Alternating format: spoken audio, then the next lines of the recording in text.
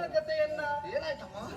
ನನ್ನ ಮಗ ಕುಶ ಸಮೇತಗೆಂದು ತರಲು ಆಶ್ರಮವನ್ನ ತೊರೆದು ಕಾಡನ್ನು ಸೇರಿದನು. ಸೇರಿದಂತಹ ಹೊತ್ತಿಗೆ ಅಲ್ಲಿ ಅವನ ಕಣ್ಣಿಗೆ ಒಂದು ತುರುಗವನ್ನ ಕಂಡರಂತೆ. ಕಂಡದ್ದು ಮಾತ್ರವಲ್ಲ,